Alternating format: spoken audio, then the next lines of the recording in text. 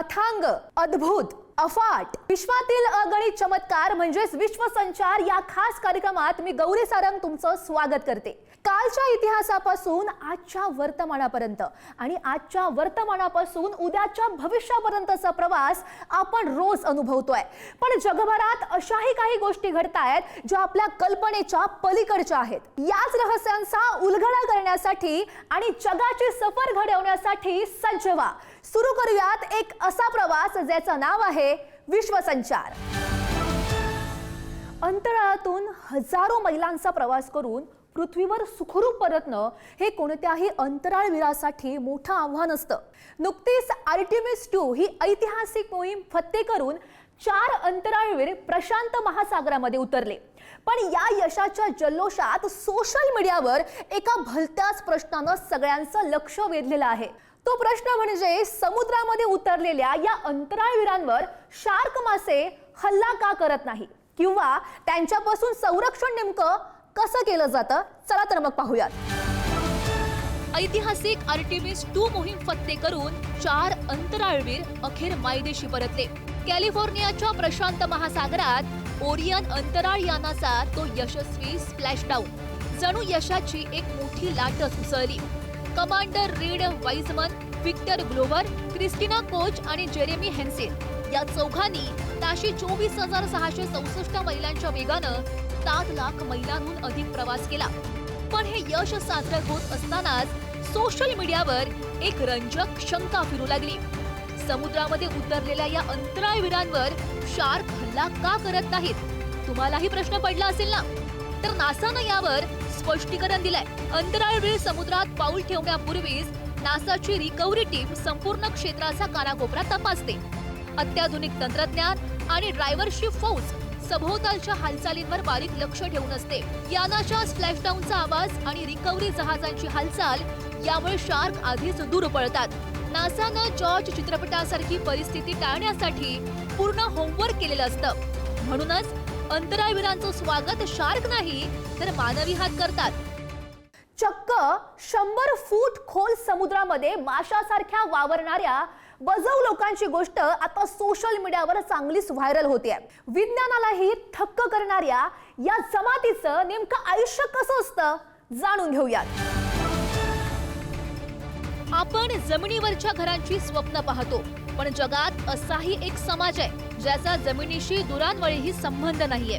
Indonesia आणि मलेशियाच्या अथांग निळ्या समुद्रात वसलेलं हे बजाऊ जमातीचं विश्व जगातील शेवटचे सी नोमॅड्स म्हणजेच समुद्रातील भटके, ज्यांच्याकडे ना कोणत्याही देशाचा पासपोर्ट आहे, ना सिमेंट कॉन्क्रीटची पक्की घरं, लाकडी खांबावरील झोपड्या आणि लाटांवर डोलणाऱ्या बोटी। हेच त्यांचं घर आणि हेच त्यांचं साम्राज्य। विशेष म्हणजे विज्ञानालाही थक्क करणारी यांची ही जीवनशैली। खोल समुद्रात शिकार करण्यासाठी ना ऑक्सिजन सिलेंडर ना आधुनिक उपकरणं।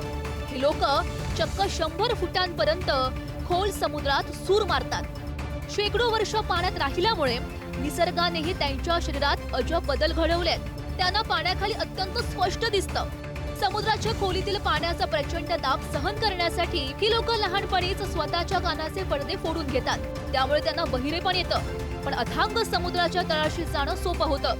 निसर्गाची ही अजब करामत आणि बजाऊ जमातीचा हा जीवन प्रवास सध्या सोशल मीडियावर मोठ्या कुतूहलाचा विषय ठरतोय। 5000 वर्षांपूर्वी फॅशन नेमकी कशी असेल याचा तुम्ही विचार केलाय का? तर इजिप्तच्या एका प्राचीन थडग्यात पुरातत्व शास्त्रज्ञांना 7000 मण्यांनी बनवलेला एक अत्यंत दुर्मिळ पोशाख सापडलेला आहे। काय आहे या 5000 वर्ष जुन्या जादुई पोशाखाचं वैशिष्ट्य पाहूयात। पुरातत्व शास्त्रातील एक थक्क करणारा शोध। इजिप्तच्या गिझा येथील एका प्राचीन थडग्यात एक अत्यंत दुर्मिळ ठेवा सापडलाय।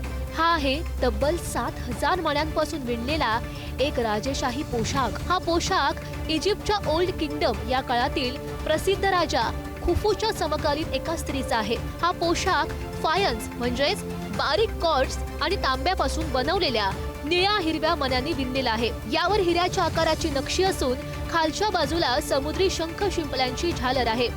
1927 मध्ये जेव्हा हे थडगं उघडलं तेव्हा हे 7,000 मणी विखुरलेल्या अवस्थेमध्ये सापडले होते.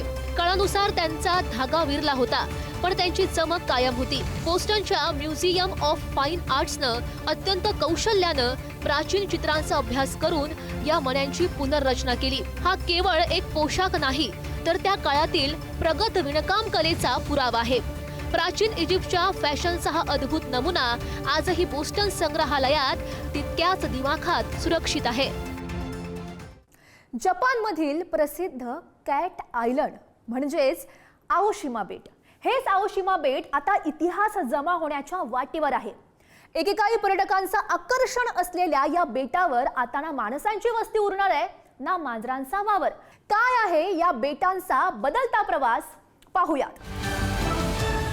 जपानचा सेटो इनलँड समुद्र, निळाशार लाटांच्या कुशीमध्ये वसलेलं एक छोटंसं बेट, नाव आओशिमा. अवघ्या 0.2 चौरस मैलाचा हा तुकडा. जगासाठी मात्र हे कॅट आयलंड.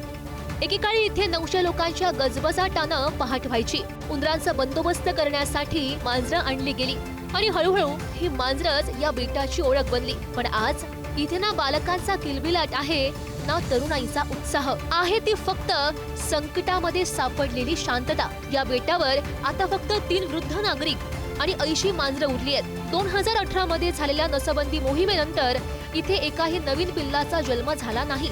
आजही ही मांजरं केवळ वृद्ध नाहीत, तर विविध आजारांशी झुंज देत आहेत. स्थानिक कॅट मामा आजही या मांजरांची काळजी घेत आहेत. पण वाढतं वय आणि रोजगाराचा अभाव, त्यामुळे येत्या 5 वर्षात हे बेट पूर्णपणे मानवरहित होण्याची भीती निर्माण झाली आहे. एकेकाळी उंदरांना रोखण्यासाठी आणलेली ही मांजरांची फौज आज स्वतःच्या अस्तित्वाची शेवटची लढाई लढते. आणि ज्या बेटानं शेकडो वर्षांचा इतिहास पाहिला, ते आगळं वेगळं कॅट आयलंड आता कायमचं शांत होण्याच्या उंबरठ्यावर उभं आहे.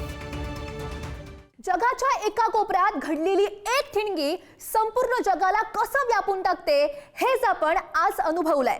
जग जवळ येतंय आणि त्याच्या घडामोडी आपल्या आयुष्यावर थेट परिणाम करतायत. आजच्या विश्वसंचारमध्ये आपण याच बदलांचा वेध घेतला. तर आजच्या भागात वेळ झालेली आहे इथेच थांबण्याची, पण जग थांबणार नाहीये. त्यामुळे नव्या बातम्यांसह पुन्हा भेटूयात पुढच्या भागात. पाहत रहा विश्वसंचार, फक्त पुढारी न्यूजवर.